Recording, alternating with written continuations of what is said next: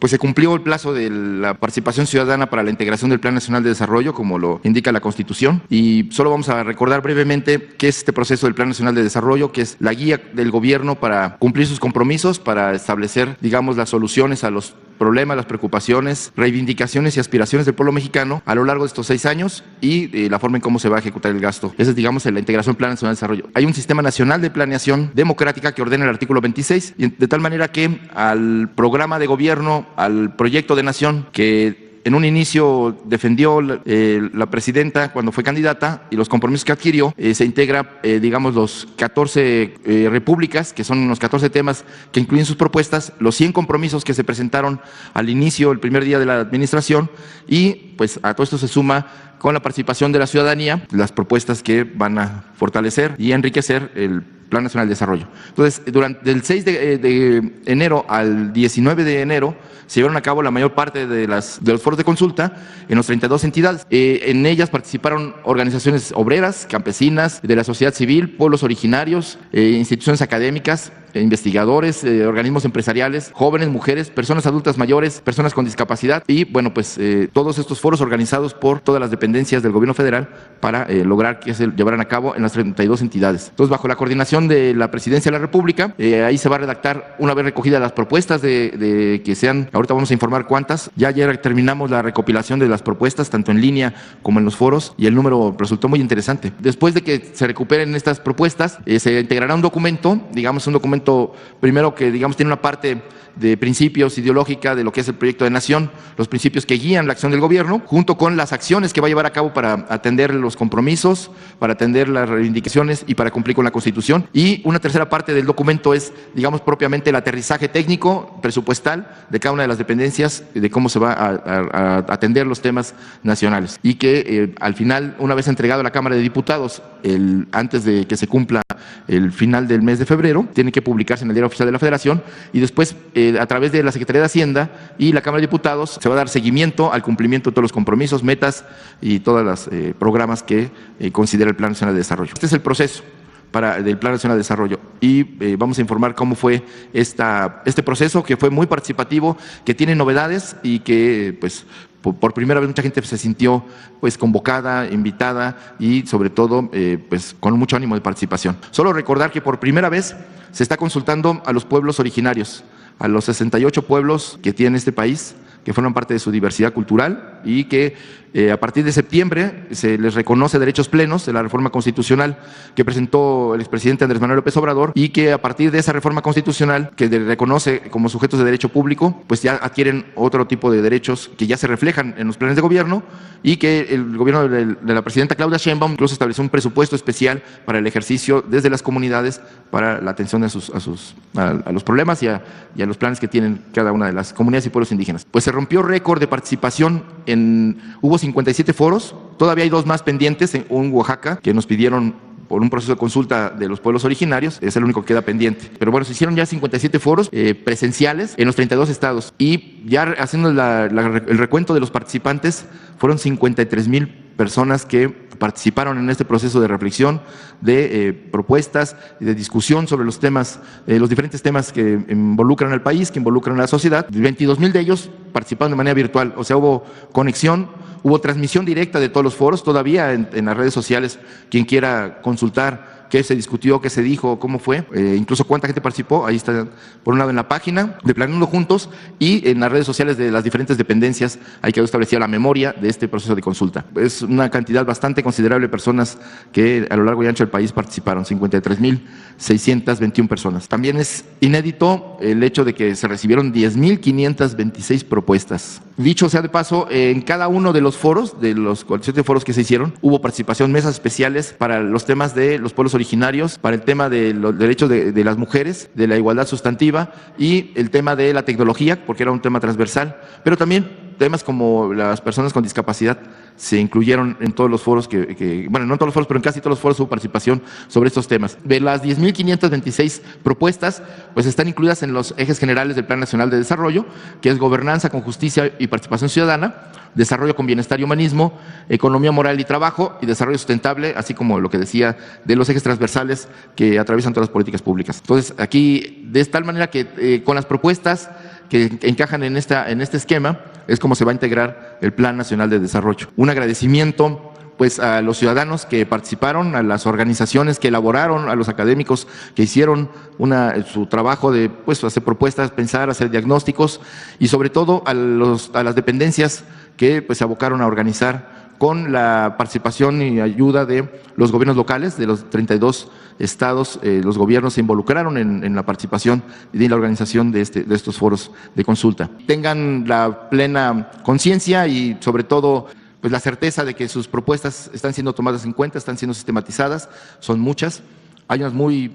elaboradas y hay otras que son propuestas mucho más sencillas, pero que pues encajan en el plan general y de tal manera que podemos decir que el Plan Nacional de Desarrollo pues está siendo elaborado con la participación pues, de todos los sectores del país. En estos foros en los que ha participado la ciudadanía, Jesús, para el próximo Plan Nacional de Desarrollo, ¿cuáles son los rubros por los que más interés ha mostrado la ciudadanía, Jesús, al participar? Sí, bueno, hay yo no lo mostré en ahorro de tiempo, pero por ejemplo el foro indígena, participaron los 68 pueblos, el foro fueron cerca de 4,000 personas, entre representantes de las comunidades, las autoridades de las comunidades, los consejeros de los pueblos, además de delegaciones de diferentes regiones que acudieron por motu propio y por su pie a participar. Entonces, en el caso de los pueblos indígenas se desbordó porque además en cada uno de los 57 foros hubo una mesa dedicada a los pueblos indígenas para que la perspectiva de cada uno de los temas de energía, de proyectos de infraestructura, en materia de propuestas económicas, en fin, todos los aspectos que aborda el Plan Nacional de Desarrollo estuviera el punto de vista de los pueblos originarios. Y así, por poner otro ejemplo, que también fue muy participativo, por primera vez se consultó a los actores agrarios del campo en materia de propiedad social, ejidos y comunidades agrarias, participaron y hicieron sus propuestas sobre qué tipo de políticas debe seguirse en el campo para fortalecer, para que vivan bien los campesinos, para que quienes nos dan de comer puedan comer bien, para tener una vida digna en el campo y para que como actores sociales de la propiedad social sean reconocidos, por ejemplo, los ejidos y las comunidades. En el caso de economía, hubo una alta participación de empresarios, digamos, tanto de organizaciones gremiales empresariales como de sectores importantes de empresarios de alto nivel que tienen empresas importantes en todo el país y como pequeños y medianos empresarios. Entonces, de tal manera que la pluralidad, no podría decir que hay algún tema donde hubo más participación. Creo que los indígenas y campesinos han participado muy fuertemente, pero también los maestros, los trabajadores. Y bueno, quizá un elemento novedoso también son los jóvenes, porque hubo más de 10 foros de jóvenes en todo el país y la participación fue muy alta. Las propuestas, ¿hay alguna que hable acerca del respeto a las tradiciones, a los dialectos, a las lenguas, pero sin dejar de que haya progreso en las comunidades? No sé si hubo un tema que tenga que ver con eso, sería mi primera pregunta. Esta idea de que el progreso va en contra o por encima, vamos a ponerlo así, de las comunidades indígenas, nosotros no estamos de acuerdo con ellos. Esta idea de hace mucho tiempo de que el progreso tenía que ver con dejar de ser una comunidad originaria, y no. Pues nosotros hablamos de progreso con justicia, y la justicia tiene que ver con la recuperación, el reconocimiento de los pueblos originarios y de los pueblos indígenas. ¿Qué sería? No seríamos lo que somos como país si no fuera por las culturas originarias. Entonces, cuando hay una obra en algún lugar, ¿qué es lo que se hace? Una consulta. Ayer comentábamos que uno de las experiencias muy reveladoras de cómo la Cuarta Transformación trabaja de una manera distinta es la presa del Zapotillo, en Jalisco. Es una presa que estuvo la obra abandonada durante mucho tiempo y que era importante para llevar agua a la zona metropolitana de Guadalajara y a las comunidades cercanas. ¿Qué se hacía antes? Pues con la represión se movía a las comunidades, muchas de ellas que iban a ser inundadas por una presa. ¿Qué se hizo ahora? Se trabajó con las comunidades. Se logró una innovación tecnológica en la cortina de una presa que hoy tiene ventanas para evitar las inundaciones. Se logró un plan de justicia con todas las comunidades, reconociendo su origen, sus necesidades, su cultura, todo. Esta visión de que el progreso va por encima de las comunidades es una visión muy antigua con la que no estamos de acuerdo. Hay quienes piensan que defender el maíz, que defender las culturas, defender las formas de vestir o los textiles, las aportaciones estéticas de los pueblos, la visión de los pueblos, su lengua, son elementos del pasado. Yo creo que hay que pensar que la modernidad tiene que ver también con la historia y con el origen cultural de los pueblos, que la modernidad es justo reconocer ese origen y potenciarlo hacia el futuro, pues a través de las nuevas tecnologías, a través del respeto y el reconocimiento de los derechos plenos de los pueblos. Y un elemento central que sí estuvo presente en ese foro fue la defensa y protección de los diferentes maíces nativos de México, no solo como un grano que dio origen a las civilizaciones, que permitió la sobrevivencia y la resistencia de los pueblos, sino como un elemento de alimento para el pueblo de México que, libre de transgénicos, garantiza pues que pueda consumirse de manera segura para alimentar a la gente. Entonces, ese son, junto con la idea del ejercicio presupuestal que van a hacer los pueblos por primera vez en la historia, en 500 años, pueblos originarios ahora van a tener un presupuesto propio, y eso fue parte del debate, cómo lo garantizar, cómo las autoridades indígenas le van a poner el ejemplo a las autoridades formales de nivel municipal, estatal y federal en el ejercicio democrático de un presupuesto que será vigilado por las asambleas de cada pueblo. Entonces, había un debate de que la obligación moral, el ejemplo que tenían que poner los pueblos que iban a por primera vez recibir este presupuesto, pues era un elemento central de la ética de los pueblos frente al resto de la sociedad, para demostrar que no son un signo de atraso, sino por el contrario, son un elemento que le aporta y enriquece a la sociedad mexicana, y que con la visión del mundo y su arraigo a la tierra, pues permiten también una visión de futuro para la nación. ¿Qué porcentaje aproximadamente fue la participación de los jóvenes? Y también en los foros que se llevaron a cabo en cuanto a las escuelas, tengo entendido que también estuvieron participando padres de familia. ¿Cuáles han sido las mayores demandas? Bueno, fue muy fuerte y muy alta la participación de jóvenes, tanto de zonas rurales como de las ciudades. Y bueno, pues las demandas van desde la educación, mejorar el proceso de educación. Se habló mucho del tema de la construcción de la paz, del tema de adicciones, que es un tema que preocupa, porque pues las nuevas sustancias o las formas en las que las nuevas drogas están entrando a las escuelas, pero también a los procesos de trabajo, pues están afectando ya a sectores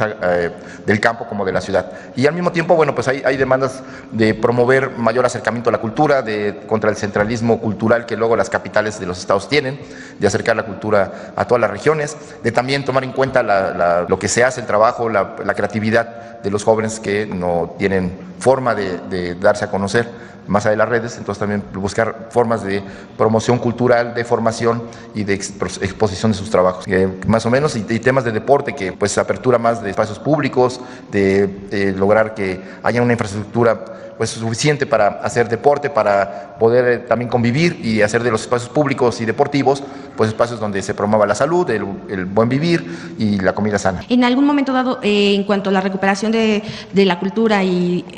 se ha pedido recuperación también en las escuelas de lenguas maternas, de lenguas indígenas también. Bueno, en el caso de los pueblos originarios, ya hay una universidad de los pueblos y de las lenguas. Está el INALI, que promueve, digamos, el conocimiento y digamos, la publicación de diccionarios y del conocimiento de la lengua, la promoción de la misma. Pero por supuesto que una preocupación de los pueblos es que la lengua materna se hable desde niños, porque hay pueblos que han perdido la lengua por resultado del racismo, del colonialismo interno, donde se castigaba a quien hablaba una lengua distinta al castellano. Entonces, ahora vivimos fenómenos muy distintos, por ejemplo, de personas de la comunidad maya que hablan maya, pero hablan inglés, pero no hablan castellano, producto de las migraciones. Entonces ya hay fenómenos que sí, hay una petición de que se promueva la educación desde la primaria